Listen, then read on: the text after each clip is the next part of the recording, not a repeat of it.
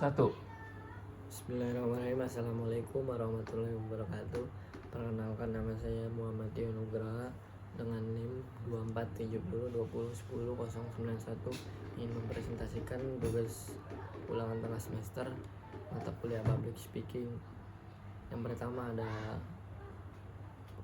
presentasi informal atau non formal dengan judul transformasi komunikasi publik di era media sosial. Latar belakang: perkembangan teknologi digital khususnya media sosial telah merevolusi cara kita berkomunikasi.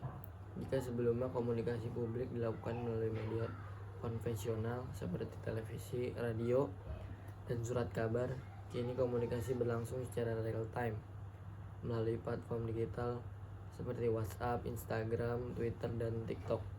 Transformasi ini tidak hanya mengubah media sosial yang digunakan, tetapi juga cara pesan yang disampaikan, yang diterima, dan diapresiasikan oleh publik.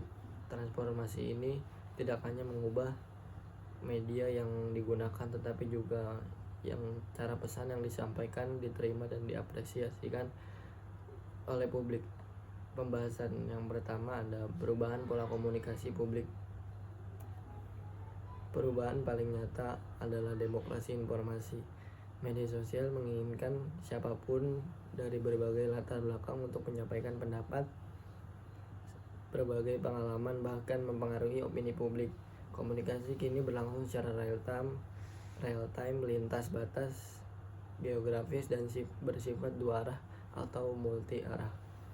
Contohnya, dalam isu komunikasi atau politik, masyarakat dapat langsung memberikan respon terhadap pernyataan pejabat atau kebijakan pemerintah, bahkan menciptakan tekanan sosial melalui tagar atau kampanye digital. Pembahasan yang kedua, dampak positif media sosial terhadap komunikasi publik. Media sosial membawa banyak manfaat, antara lain akses informasi yang lebih luas dan cepat, meningkatkan partisipasi publik dan diskusi kebijakan atau peristiwa sosial, mendukung kebebasan berekreasi, dan memperkuat suara kelompok minoritas atau komunitas lokal, membuka ruang kolaborasi dan edukasi seperti diskusi daring, webinar, dan kampanye sosial. Dengan demikian, media sosial menjadi alat yang efektif untuk membangun kesadaran publik dan mempercepat penyebaran ide serta inovasi. Pembahasan yang kedua, dampak negatif atau tantangan yang dihadapi.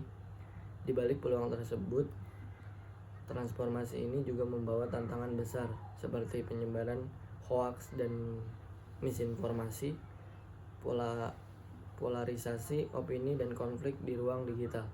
Filter bubble echo chamber, di mana pengguna hanya terdapat pada informasi yang sesuai dengan pandangannya saja. Penyalahgunaan media sosial untuk propaganda atau ujaran kebencian. Selain itu, banyak pengguna yang belum memiliki literasi digital yang memadai, sehingga tidak mampu menyaring informasi secara kritis atau memahami dampak dari jejak digitalnya.